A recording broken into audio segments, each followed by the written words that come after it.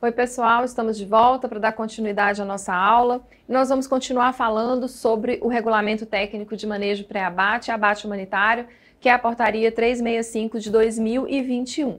Essa portaria ela tem um capítulo específico para o responsável pelo bem-estar animal no estabelecimento de abate. Então, são dois artigos que tratam disso, os artigos 17 e o 18. O artigo 17, ele fala que todo estabelecimento que desenvolva atividade de abate deve designar um responsável pelo bem-estar animal em sua unidade industrial. Esse responsável pelo bem-estar animal, na maioria dos frigoríficos, ele acaba sendo a pessoa que já é o gestor de bem-estar animal, aquele colaborador que já recebe os animais, é responsável pelo bem-estar nos currais, isso principalmente em plantas de grande porte. Se você atua numa planta que não tem essa pessoa designada, você vai precisar designar essa pessoa e, claro, colocar isso no seu PAC, no programa de autocontrole. Quem é essa pessoa? Eu, na minha opinião, Lara, essa pessoa, o que eu tenho orientado às empresas que eu atuo, que eu presto consultoria? Essa pessoa tem que ser a pessoa do manejo externo, porque 90% do tempo de, vamos dizer, de operações de bem-estar acontecem do lado de fora. Então, envolvem o recebimento, o desembarque dos animais, a condução, o alojamento nos currais, o descanso, o jejum, a dieta hídrica e, no dia seguinte, a condução desses animais ao abate, a passagem na rampa, no banheiro de aspersão, na seringa, até chegar no box de atordoamento. Então, no meu ponto de vista, esse responsável pelo bem-estar animal é mais interessante que seja uma pessoa da área externa, que seja uma pessoa que já esteja familiarizada com todo esse manejo dos animais em currais, que tenha um conhecimento sobre a necessidade de matança de emergência, de animais que cheguem em condições que necessitem de um abate de emergência. Então tem que ser uma pessoa um pouco mais esclarecida, né? Não pode ser uma pessoa simplesmente ali da equipe, claro, ela tem que ter um conhecimento técnico e também um conhecimento específico em bem-estar animal e abate humanitário.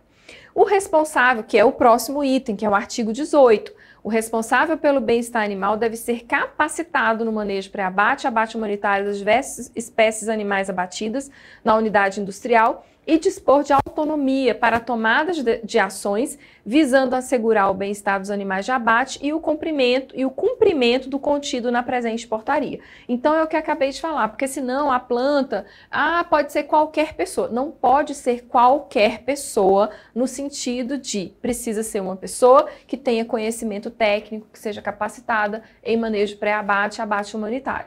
O estabelecimento deve assegurar que todos os operadores envolvidos, não apenas esse responsável pelo bem-estar animal, tenha todo o conhecimento, tá? Então, o responsável pelo bem-estar animal, ele tem que ser capacitado, ele tem que ter conhecimento técnico, mas todos os envolvidos, tanto no manejo pré-abate como no abate, inclusive os motoristas dos veículos transportadores, é aquele artigo que eu mostrei anteriormente, que eu mostrei até a foto no bloco anterior, né? Que eu estava ministrando treinamento para os motoristas, olha, inclusive os motoristas de veículos transportadores de animais sejam capacitados nos aspectos de bem-estar dos animais de abate. Então, não só a pessoa do responsável de bem-estar animal, mas também toda a equipe de manejo de currais, toda a equipe de manejo de seringa, de banheiros de aspersão, aquela equipe que fica mais à frente ali na entrada do abate.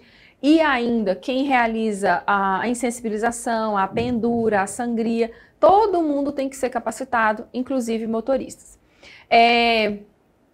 Aí nós entramos num outro capítulo da portaria, que é o capítulo específico de programa de autocontrole em bem-estar animal, que eu já havia mencionado também no bloco anterior. Então, todos os estabelecimentos devem dispor de programa de autocontrole desenvolvido, implantado, mantido, monitorado e verificado por eles mesmos, contendo registros sistematizados e auditáveis que contemplem todas as etapas de manejo pré-abate e abate previstos nessa portaria, visando a proteção e o bem-estar dos animais. Gente, esse artigo aqui, zero novidade, né? Zero novidade por quê? Porque no RISPOA nós já temos, inclusive, não apenas um, mas 2 artigos que contemplam a obrigatoriedade do estabelecimento de dispor de programas de autocontrole, desenvolvidos, implantados, mantidos, monitorados, tudo isso. Só que esse artigo, inclusive no RISPOA, tem um item lá, bem-estar animal, boas práticas, tem todo o processo. Mas esse aqui, ó, ele frisa que contempla em todas as etapas de manejo pré-abate e abate previstos nessa portaria.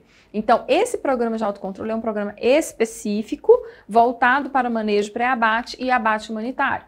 Os procedimentos operacionais e parâmetros estabelecidos nos programas de autocontrole devem seguir os critérios estabelecidos em regulamentação técnica específica referente ao abate das diferentes espécies animais, ou, em sua ausência, se não houver legislação que trate desse tema, daquela espécie, por exemplo, abate de crocodilianos, né? Não tem uma legislação específica para o abate de crocodilo, de jacaré, do Pantanal, igual acontece aqui no Brasil. A gente tem plantas que abatem jacaré. Não tem uma legislação específica. Então, na sua ausência, o disposto em recomendações internacionais ou ainda em literatura científica referente ao bem-estar dos animais, ok?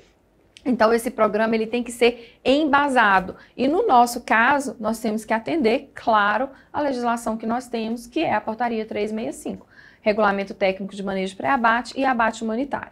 E aí nós entramos no artigo 20, que eu também já havia mencionado antes, que é um artigo que contempla vários parâmetros, são 13 incisos, além de um parágrafo único, que esse artigo tem. Quem está acompanhando aí pela portaria vai ver.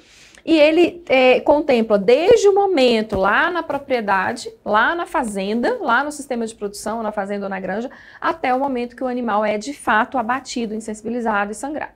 Então, olha só, os estabelecimentos de abate devem avaliar e monitorar, né, monitorar a planilha, descrito no PAC, rotineiramente os seguintes aspectos ao bem-estar dos animais. Nós já falamos desse aqui, a adequação dos veículos de transporte, veículos ao transporte das diferentes espécies e categorias, suas condições de manutenção e capacidade de lotação. Então, tá confortável, tá tudo certo aqui dentro com os animais? Segundo item, a data e o horário da retirada da alimentação na propriedade de origem. Então, a propriedade de origem, a granja, a fazenda, o confinamento, qual foi a hora, o dia e a hora que o animal fez a última alimentação? É boi confinado? Qual foi a hora do último trato? O animal recebeu o trato da manhã, tem um trato da manhã, um trato da tarde. O trato da tarde ele não recebeu, já começou o jejum aquela hora.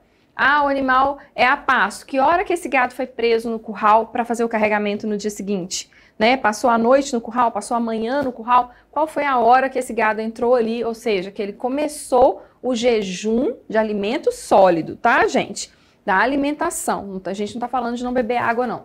Da alimentação na propriedade. Mas, Lara, quem vai me falar isso? Eu preciso monitorar e ter uma planilha, quem vai ser a pessoa que vai me falar isso? Claro que você não tem como sair do frigorífico e ir lá na fazenda, né? Para saber essa informação. Então, o motorista do caminhão eu fiz assim nas empresas que eu estou prestando consultoria.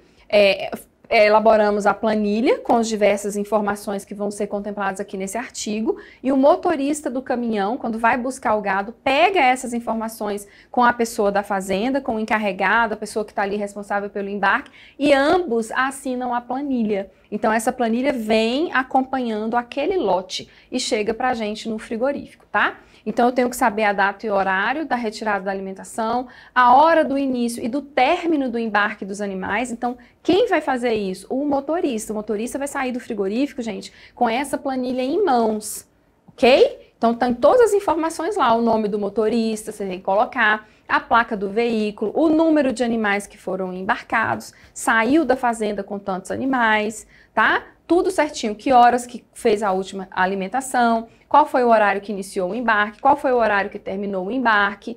E aí, ó, os períodos de jejum e de dieta hídrica da propriedade de origem até o desembarque no estabelecimento de abate. Então, quando ele retorna e chega no estabelecimento com essa planilha, ele vai entregar para desembarcar os animais, ele não tem que entregar a documentação daquele lote, junto com a documentação do lote, ele vai entregar a planilha. Então, o responsável, gestor de bem-estar, aquela pessoa que recebe a documentação desses animais, ela vai fazer a continha e vai ver o tempo que esse animal permaneceu em jejum desde lá a fazenda e vai iniciar um jejum nas dependências do estabelecimento. Então, você vai ter o cálculo total do jejum dos animais. O tempo total de viagem por veículo, então a hora que contado a partir do término do embarque até o final do desembarque no estabelecimento de abate. Então, esse tempo total de viagem, gente, é o tempo, olha, contado a partir do término do embarque, ou seja, o que vale é o tempo que o animal permaneceu dentro do caminhão. Então, ele tem uma privação de movimento. É isso aqui, essa é a informação que a gente quer. Quanto tempo que o animal tá ali, ó, preso? Igual a gente vai fazer uma viagem longa, né? Eu vou lá para Guanambi de ônibus. Sair daqui de Belo Horizonte, vou lá para Guanambi. 14 horas, 15 horas de ônibus. Não tem como. Avião, aquela coisa toda. Então, qual é o tempo que eu fiquei ali sentada até o momento que chegou? A hora que terminou o embarque até o final do desembarque. A distância percorrida por veículo da propriedade de origem ao estabelecimento de abate e a velocidade média do transporte.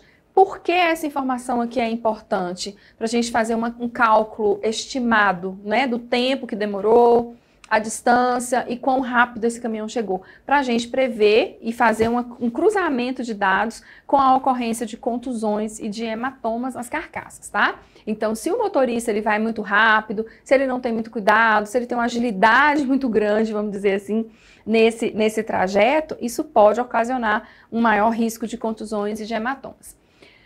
Item 7, a condição dos animais que chegaram ao estabelecimento, identificando exaustos, lesionados, claudicantes e mortos. Então, isso tem que estar também no seu programa de autocontrole, tem que estar lá na sua planilhinha. Aquela equipe de manejo dos currais tem que ser apta, tem que ser capaz de identificar esses animais e solicitar providências. Quais são as providências?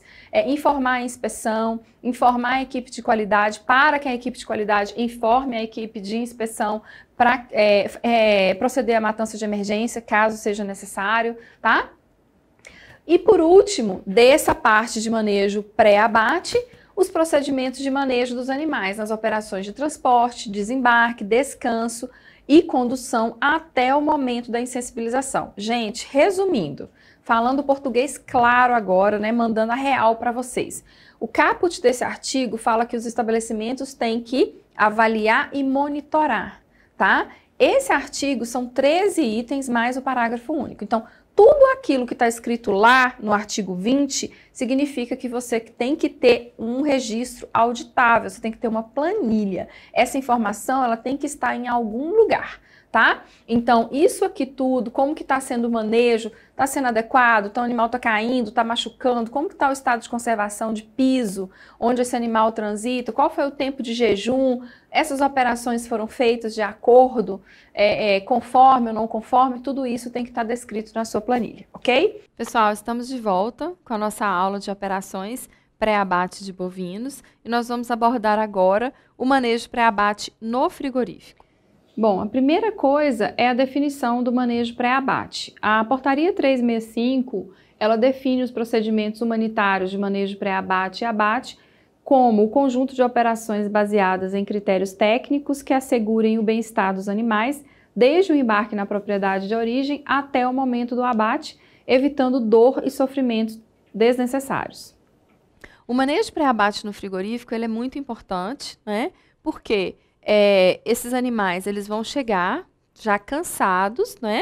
Já apresentando algum nível de estresse em decorrência da viagem, e eles vão chegar em um ambiente que para eles é completamente novo, um ambiente que eles não conhecem, né? Que eles nunca estiveram antes, e que esses animais eles podem vir a ter um estresse mais intenso quando eles chegam ao frigorífico. Daí, é importante que o funcionário responsável pelo recebimento dos animais, pela condução desses animais até os currais, conheça bastante do comportamento dos animais e tenha uma série de cuidados, até mesmo para evitar acidentes. Ok? Então, o manejo pré-abate no frigorífico ele é importante para a segurança dos operadores, para a segurança dos funcionários responsáveis, né, pelo manejo dos animais, para a qualidade da carne e para o bem-estar animal, para a gente evitar que esse estresse ele se torne mais intenso e o animal venha a ter problemas de qualidade de carne, como síndrome DFD e até mesmo PSE. Ok? Então, outro fator importante são as instalações. É fundamental que as instalações dos matadouros frigoríficos sejam adequadas para permitirem um bom manejo pré-abate. E isso começa onde? Onde que se inicia o manejo pré-abate no abatedouro frigorífico? Esse processo ele tem início com a chegada dos caminhões transportadores de animais, né? Com os veículos transportadores de animais. Então, esses animais vão ser recebidos lá no frigorífico, vão ser desembarcados e conduzidos aos currais. Então, o manejo pré-abate no abatedouro frigorífico, ele contempla todas as operações que ocorrem nesse período pré-abate, desde o recebimento, a chegada dos animais nos caminhões, até o momento que precede o abate propriamente dito, tá? Quando esse animal está entrando no box de atordoamento para ser insensibilizado e, na sequência, sangrado. Todas essas operações aqui, ó, que ocorrem nas dependências do frigorífico, estão sob a nossa responsabilidade, sob a nossa coordenação, sob a nossa supervisão. Então, aqui é nossa responsabilidade e nós temos que aplicar todos os conceitos, né? Tudo aquilo que a legislação prevê, tudo que está descrito lá na na Instrução Normativa número 3, né, de 2000, que estabelece os requisitos de manejo pré-abate, tá? De abate humanitário para os animais destinados à produção de carne. Então, esse processo todo aqui, ele vai acontecer nas dependências do frigorífico. E isso não vai ser em um dia só. Por quê? Porque esses caminhões chegam ao estabelecimento, normalmente eles chegam no final da manhã, iniciozinho da tarde, né, em que o gado a ser abatido no dia seguinte chega ao estabelecimento de abate e eles são recebidos, desembarcados, vão ser então encaminhados aos currais. Nós vamos ter dois tipos de currais, né? Os currais de chegada e seleção, onde esses animais serão submetidos a uma inspeção antemortem por parte dos servidores do CIF, né? Que irão realizar essa inspeção antemortem, estando os animais em condições de serem abatidos, ou seja, considerados aptos à matança normal, esses animais então serão encaminhados aos currais de matança, onde eles permanecerão em descanso, jejum e dieta hídrica, aguardando o abate. E isso vai acontecer em qual momento? Na mesma tarde, né? Então eles vão permanecer esse período de descanso, jejum e dieta hídrica. Isso dura, na maioria dos frigoríficos, no mínimo de 12 horas, tá? Esse período, gente, ele não está estabelecido na legislação, mas a maioria dos frigoríficos adota esse período, entre 12, 18, pode estender até um pouquinho mais, mas é o que é mais adotado por parte das indústrias frigoríficas. E depois desse período de descanso, jejum e dieta hídrica, no dia seguinte, né, esses animais vão prosseguir nas dependências do frigorífico para as operações subsequentes. Estas operações também são consideradas manejo pré-abate, onde eles vão sair dos currais, passar pelo banheiro de aspersão, que é uma instalação própria, né, com características próprias. Nós vamos estudar essa instalação, né, há uma série de exigências com relações a essa instalação, e é o local onde os animais vão receber um banho, tá? Esse banho, ele é muito importante para limpar o animal, para remover sujidades, principalmente resíduos de fezes, de terra, né, poeira, para diminuir a contaminação durante o abate, a contaminação da sala de matança, para acalmar o animal, para limpar o animal, e também ela promove uma vasoconstrição periférica e uma vasodilatação interna, favorecendo então o processo de sangria. Na sequência do banheiro de aspersão, eles vão passar pela rampa de acesso à sala de matança. Essa rampa, então, ela vai conduzir, né, os animais até a próxima instalação, que é a seringa. A seringa, os animais são colocados já em fila indiana e é a instalação que precede, né, que antecede o box de atordoamento, que é onde eles serão insensibilizados. Então, essas primeiras etapas que nós descrevemos aqui, elas vão acontecer, vamos dizer assim, na tarde, né? Quando os animais chegam ao estabelecimento, isso aqui acontece numa tarde, os animais passam a noite nos currais e no dia seguinte, eles então serão encaminhados a outra sequência de operações do manejo pré-abate, até que eles iniciem o abate, né? Aqui, quando saem da seringa e vão para o box de atordoamento. Então, tudo isso aqui, ó, acontece sob a nossa coordenação. Nós vamos ter uma equipe responsável pelos currais, né, de funcionários, de colaboradores.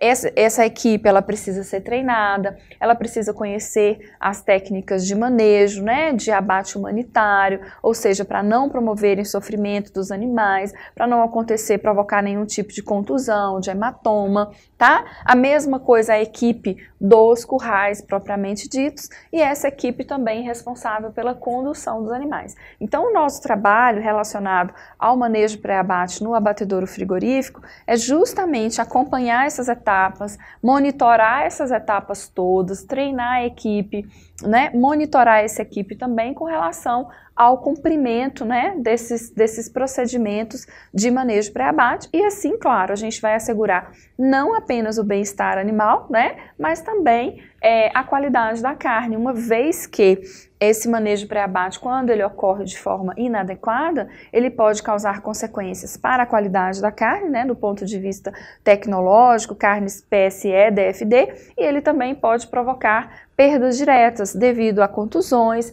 e hematomas que podem acontecer na carcaça, ok? Então, essas são as operações que fazem parte do manejo pré-abate no abatedouro frigorífico. E nós vamos ver cada uma delas separadamente, começando pela chegada dos animais nos caminhões e pelo desembarque e condução dos bovinos até os currais.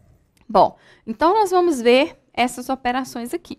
A chegada dos animais em caminhões ou em carretas, nós vimos os diversos tipos de veículos transportadores de bovinos, e o desembarque e condução desses bovinos até os currais, onde eles vão permanecer em descanso, jejum e dieta hídrica, ok? Esses caminhões, depois de desembarcados, depois do gado ter sido descarregado, eles vão ser encaminhados para o lavador de caminhões, onde todos eles vão ser lavados, né, por fora, por dentro, e desinfetados. E aí, então, vai ser emitido um certificado de lavagem e desinfecção desse caminhão. Vários frigoríficos, né, os frigoríficos, eles variam aí com relação à emissão desse certificado. Tem frigorífico que realmente emite um certificado, que nada mais é do que uma planilha, colocando a placa, né, o horário que esse caminhão foi lavado e desinfetado. Tem frigoríficos que colocam um lacre adesivo na porteira do caminhão, na porteira do tipo guilhotina, e tem frigoríficos que simplesmente fazem o preenchimento de uma planilha, né, com a placa, com o horário, com a data que esse caminhão, né, com o dia lá, a ordem, a escala em que esse caminhão foi lavado. Então, depende também do que o fiscal do frigorífico vai aceitar, porque tem fiscais que exigem o certificado mesmo, uma planilha individual para cada caminhão, e tem fiscal que aceita uma planilha única com a listagem dos caminhões que foram lavados no dia, ok? Então, o caminhão vai chegar e ele vai encostar na área de desembarque. Eles devem ser descarregados logo após a chegada do caminhão, como está previsto lá na portaria 365, e no caso da chegada simultânea de veículos, deve ser priorizado o desembarque, levando-se em consideração, primeiro, o tempo de viagem, o jejum e as condições físicas dos animais. Lembrando que o tempo de viagem, gente, é o tempo marcado entre o embarque, né, o término do embarque e o desembarque no frigorífico. Então, é o tempo que o animal permaneceu mesmo dentro do caminhão. Gente, os grandes frigoríficos, né, os frigoríficos de médio, de grande porte, eles recebem um número elevado de caminhões por dia. Então, se o frigorífico abate aí 800 bois, em média ele vai receber 800 bois, 40 caminhões por dia, né? Porque cada boi cabe 20, cada caminhão cabe 20 bois. Então, dependendo do volume de abate daquele estabelecimento, o trânsito de caminhões vai ser muito alto na área de desembarque. Então, esses caminhões eles vão ter que aguardar, né, um tempo até que o caminhão anterior seja desembarcado para aí, então, ser encaminhado o desembarque desse veículo. E isso pode demorar um tempo. Então, dependendo de onde esse frigorífico, essa área de desembarque está localizada, fazer uma arborização, né? Colocar ali uma barreira para não ter tanto sol, né? Para que os animais fiquem mais confortáveis. Essa operação de desembarque, ela não é uma operação muito crítica. Como assim, Lara? É mais difícil, como eu disse, de embarcar os bois do que desembarcar os bois. O desembarque ele não é crítico, por quê? Porque o bovino, um tende a seguir o outro. E quando você para o caminhão, né? Se o caminhão for bem parado, não tendo um vão entre a área de desembarque e o caminhão, os animais eles vão descer tranquilamente.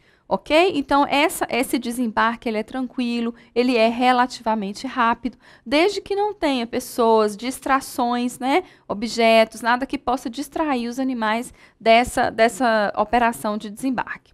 Então, o caminhão ele deve ser bem estacionado, com o compartimento de carga totalmente encostado no desembarcadouro, sem deixar nenhum vão que possa dificultar a passagem do animal. Então, aqui, ó, veículo bem estacionado, sem vão entre o desembarcadouro e o caminhão. Então, ele parou bem pertinho, bem justinho aqui, de forma que o bovino, ao descer, ele não vai sentir medo, né? Já essa outra situação aqui, olha só, o veículo está mal estacionado, promovendo riscos aos animais. Ele pode escorregar, ele pode colocar a perna aqui, né? E até mesmo se machucar.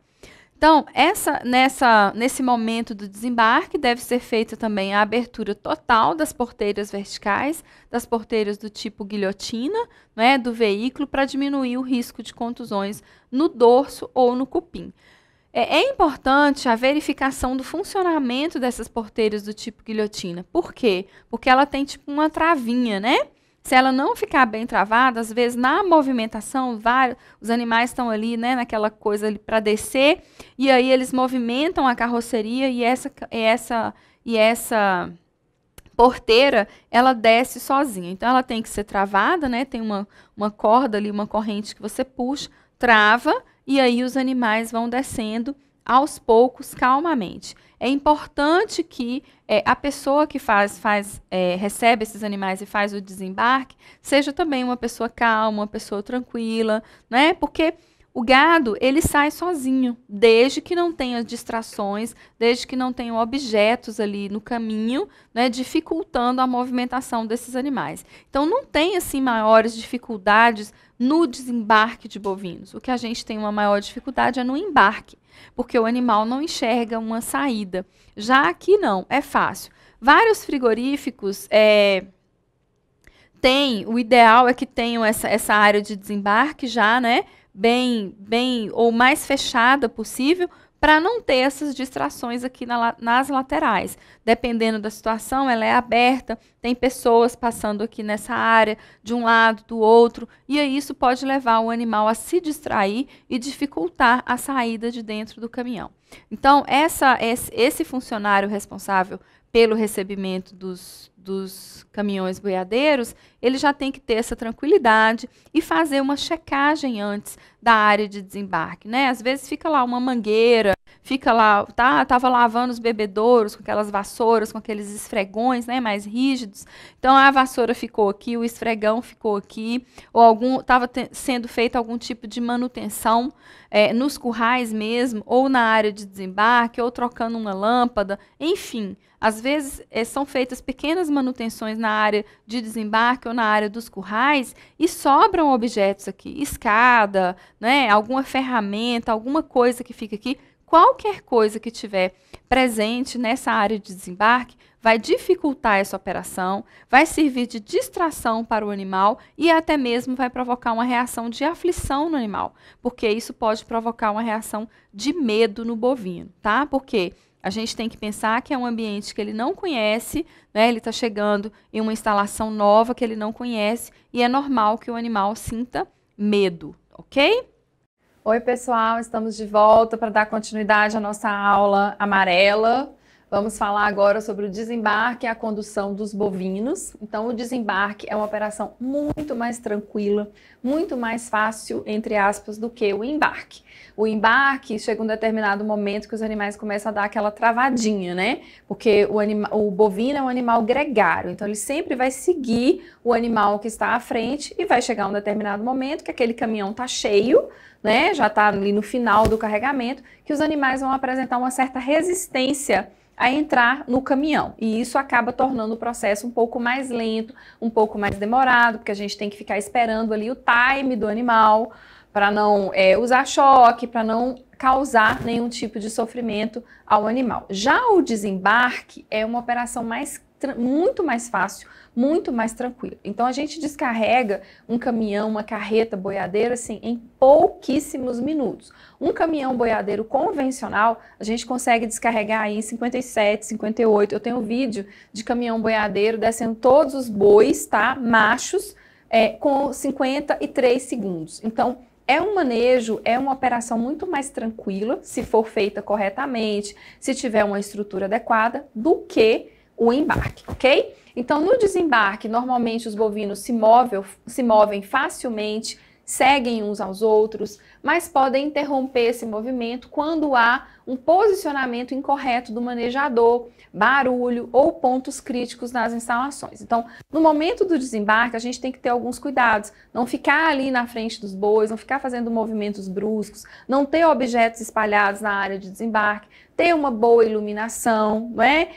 Liberar o espaço para a passagem dos animais, porque claro que eles vão chegar com aquele comportamento, como é que eu vou dizer, investigativo, com aquela curiosidade, observando, até eles sentirem uma segurança para descer do caminhão. Então, com isso, a gente deve evitar o trânsito de pessoas e ruídos excessivos nessa área de desembarque, de preferência não ter ninguém ali à vista dos animais, a gente fica posicionado de uma forma que eles não nos vejam, né? Manter os outros bovinos em currais próximos ao desembarcadouro para incentivar a saída dos animais que estão dentro do caminhão. Então, eles vão ver que ali já tem um lote, eles vão enxergar os coleguinhas, né, os amiguinhos, e aí eles vão descer com mais tranquilidade.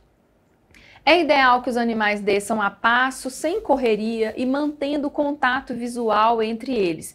De preferência, gente, ó, essas áreas laterais, tem muitos frigoríficos que têm essa área aberta, mas o ideal é que essa área seja fechada, então que o animal enxergue só a frente dele. Porque aqui, ó, qualquer coisa, qualquer movimento que aconteça aqui vai distrair o animal, vai fazer o animal olhar para um lado, olhar para o outro, e isso pode causar uma certa resistência, tá? Mas não é nada de absurdo, não. Tem muito frigorífico que tem isso aqui aberto e funciona tranquilamente. Agora, depende de onde é a área de desembarque, né? Eu chego no frigorífico para prestar consultoria, eu vou avaliar a operação, então, isso aqui está causando um transtorno? Eu observo 1, 2, 3, 5, 10 descargas de caminhão.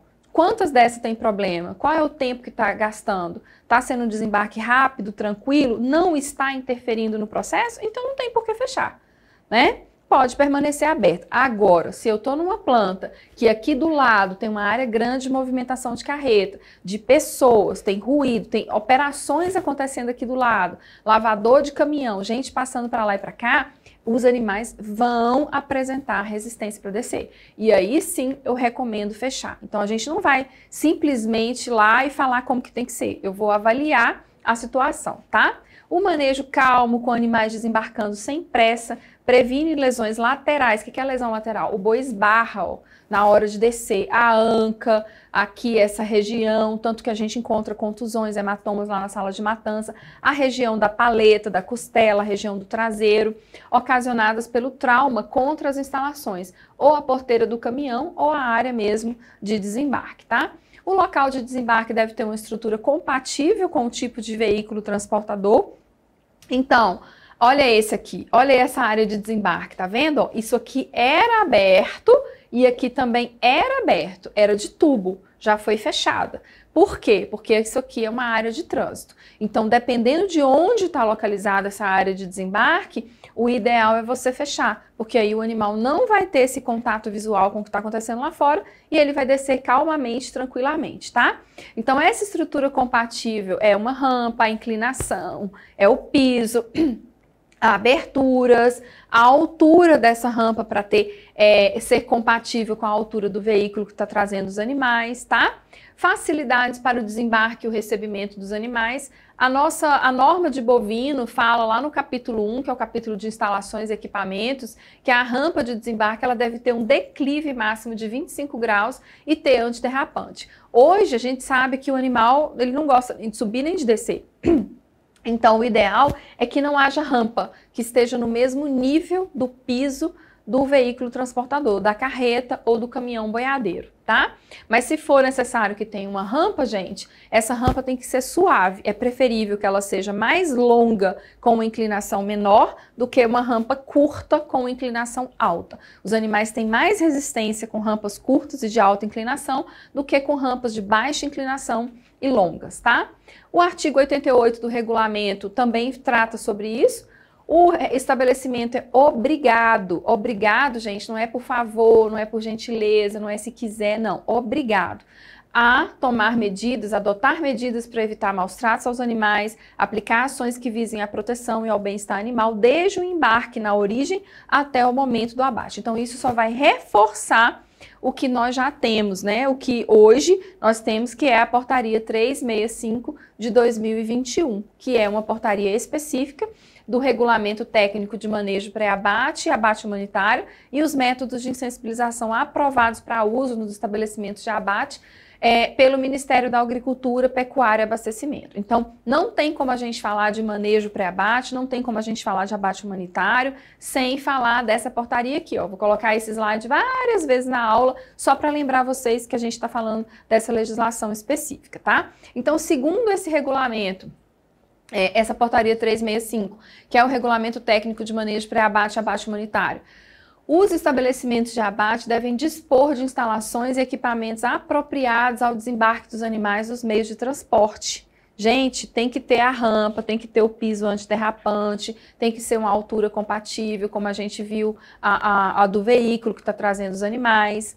Esse artigo 8º, nós já falamos sobre ele. Os veículos, os contentores destinados ao transporte, as instalações e equipamentos dos estabelecimentos devem ser construídos, olha só, sem prejuízo às legislações vigentes em tamanho e funcionamento compatíveis com as necessidades das diversas espécies e categorias de animais, de modo a facilitar o manejo, minimizar ruídos e evitar condições que provoquem dor ou sofrimento. O que a gente observa aqui? Parece que está um pouco cheio, né? Olha aqui a lotação dos currais. Pelo que a gente já viu de bem-estar, pelo que a gente já está vendo de manejo pré-abate, o que a gente deduz? Se todos os bois, será que tem espaço suficiente para todos os animais se deitarem confortavelmente e espaço para os demais transitarem? Se eles precisarem beber água, eles vão ter condição de beber água, tá? Artigo 22, os animais devem ser descarregados logo após a chegada ao estabelecimento de abate. No caso de chegada simultânea de veículos, deve ser priorizado o desembarque, levando-se em consideração o tempo de viagem, o jejum e as condições físicas dos animais. Então, se vários caminhões chegarem ao mesmo tempo, quem que vai ser prioridade para desembarcar primeiro? O tempo de viagem é contado como? Lara, como que é o tempo de viagem contado? Da hora que terminou o embarque até a hora que os animais desembarcaram no estabelecimento. Então, o tempo de viagem, na verdade, é o tempo de permanência do animal dentro do veículo transportador. O tempo que ele ficou preso ali dentro, tá? Privado dos seus movimentos normais. O jejum e as condições físicas dos animais, né? Qualquer intercorrência que tenha acontecido aí nesse processo.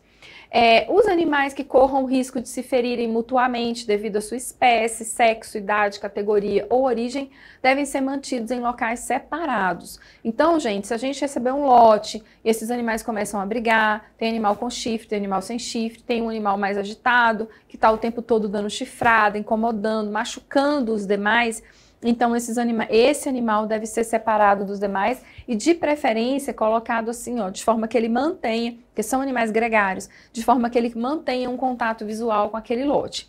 E olha, é proibido o reagrupamento ou mistura de lotes de animais de diferentes origens que apresentam acentuada natureza gregária. Então, veja bem, isso aqui faz parte disso, tá? Então, não está dizendo que é proibido o reagrupamento ou mistura de lotes, não. É impossível no frigorífico, dependendo do porte do frigorífico, uma planta igual a JBS lá de Campo Grande, 3.000 bois dia, né? Não tem como não haver mistura de lotes. Em algum momento isso vai acontecer, mesmo lotes provenientes da mesma propriedade, né, do mesmo proprietário, do mesmo confinamento, isso pode acontecer. Mas o que esse parágrafo está vinculado é ao caput do artigo 26. Tá? Então, aqui fala que os animais que corram o risco de se ferirem mutuamente. pela sua espécie, né? No caso, pelo sexo, idade, categoria. E aí é proibido reagrupar ou misturar lotes de animais de diferentes origens que tenham acentuada natureza gregária, porque aí você vai o quê?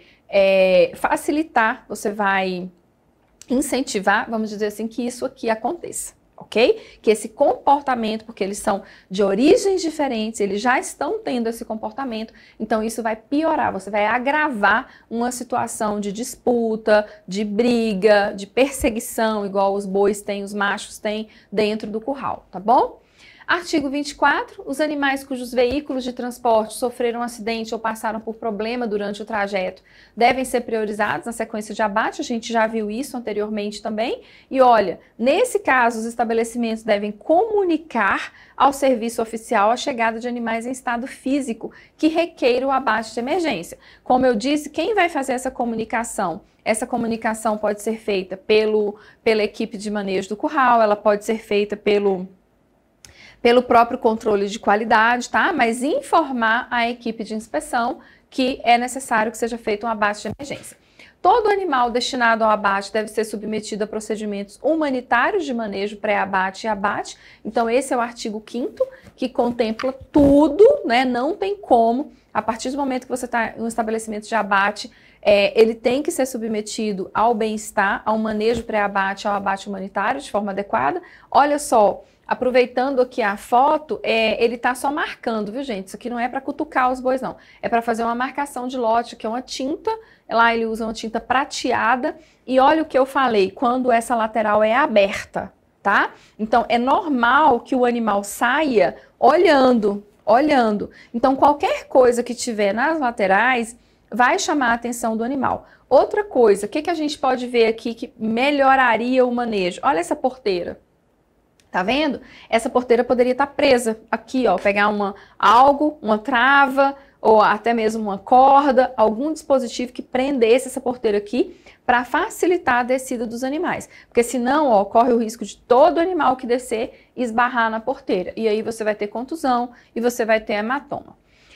É proibido espancar os animais, agredi-los, erguê-los pelas patas, chifres, pelos, orelhas ou cauda ou qualquer outro procedimento que o submeta a dor ou sofrimento desnecessários. Quando a gente lê isso, né, soa um negócio absurdo. Meu Deus, né? Tem que colocar isso numa norma? Tem que colocar, gente. Tem que colocar por quê?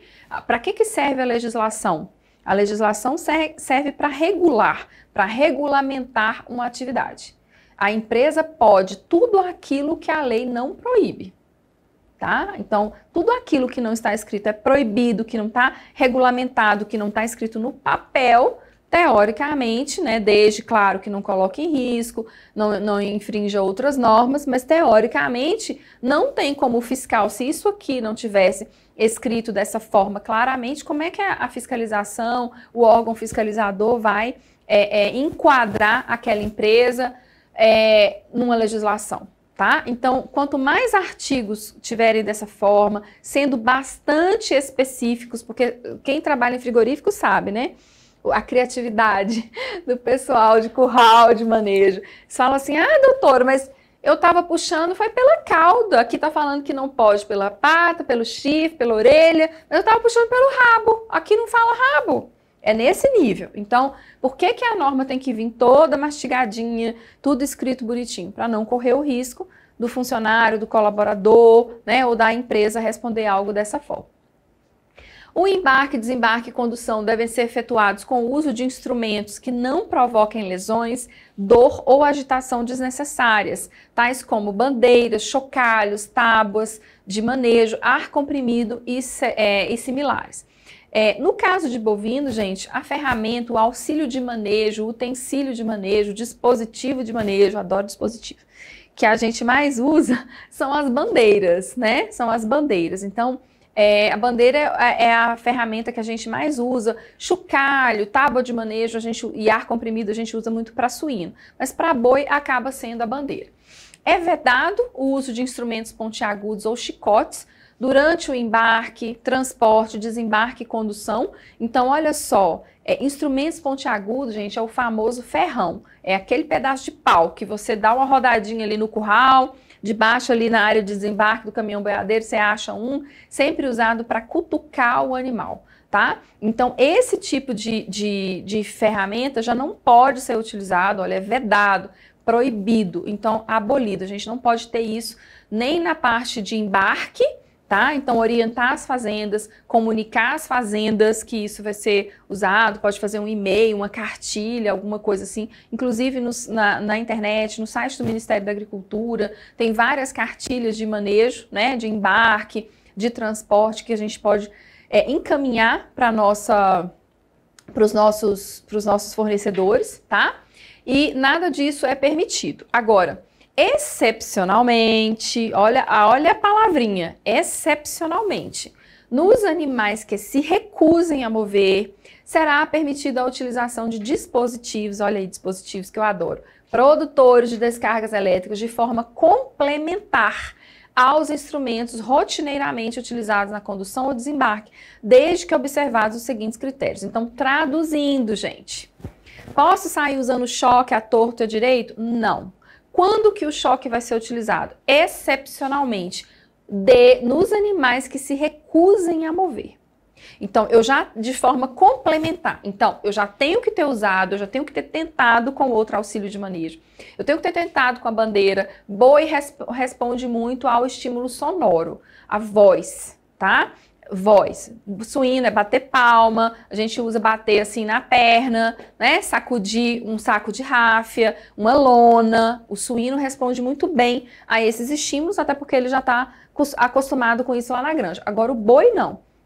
Então, eu tenho que usar algo complementar, eu já estou usando uma ferramenta de manejo, ele não está respondendo, aí sim eu posso usar o dispositivo produtor de descarga elétrica, tá? Mas posso usar sem critério? Não, nós temos critérios também, desde que, primeiro, eles sejam aplicados preferencialmente nos membros posteriores, com descargas que não durem mais de 1 segundo e desde que haja espaço suficiente para que o animal avance ou levante. Então, eu tenho que usar somente em membros porque ele é proibido em áreas ou regiões sensíveis, tais como ânus, genitais, cabeça e cauda. Então, somente nos membros dos animais que se recusem a mover, quando eu já usei o estímulo de manejo que não funcionou e por um período máximo de 1 segundo, tá? Os dispositivos, eles devem estar ligados a um equipamento específico a esse fim, que permita sua regulagem, monitoramento e verificação da voltagem. Então, você tem que ter um visor lá, um voltímetro, para qualquer momento a pessoa passar, o seu fiscal passar, o seu monitor do controle de qualidade passar e está escrito lá 30 volts, 40 volts, pode ser digital, pode ser do tipo reloginho, né, analógico, pode ser de qualquer forma, você tem que ter esse voltímetro para que seja possível fazer o monitoramento e o registro dessa voltagem. E é proibida a conexão dos dispositivos produtores de descarga elétrica diretamente na rede elétrica do estabelecimento. Você ligou aquilo ali e o animal vai receber uma voltagem muito superior àquela prevista na legislação. Para bovino, o que tem na norma de bovino é de 40 a 60 volts. Mas as recomendações internacionais, gente, já colocam uma voltagem inferior a isso. Tem legislação, não, tem trabalhos científicos falando de no máximo 50 volts, 40 volts. As plantas que eu presto consultoria, eu fico entre 30 e 40 volts. Então, tem planta usando 40 e tem planta usando 30. Quanto menos, quanto mais baixa, melhor, tá? A movimentação dos animais desde o desembarque até o box de atordoamento, aqui ó, será auxiliada por meio de choque elétrico de 40 a 60 volts, proibindo-se o uso de ferrões. Aqui, gente, já não é a portaria 365, aqui é a norma de bovino, que a gente sabe que é uma norma antiga e é isso que eu acabei de falar. Agora, se a gente está preocupado, se a gente quer realmente fazer um negócio bacana de bem-estar animal, a norma permite, mas a gente tem que tentar trabalhar com uma voltagem o mais baixa possível, tá bom? Principalmente quem atua em planta exportadora, habilitada para mercados exigentes, quem entrega aí para McDonald's, vai fazer auditoria de McDonald's, de Estados Unidos, de União Europeia, norma BRC, então tem que ter essa voltagem bem baixa. Os animais devem dispor nos estabelecimentos de acesso permanente à água limpa em volume adequado, respeitadas as particularidades de cada espécie. Olha que bebedouro mais limpo, né? Mais maravilhoso. Parece até que não tem água, mas tem, ó. Ela tá até refletindo, tá? Então, esse acesso à água limpa, a gente vai falar mais à frente da quantidade de bebedouros que os currais têm que ter, da disposição desses bebedouros, ok? Bom, pessoal, nós vamos ficando por aqui e nós voltamos no próximo bloco.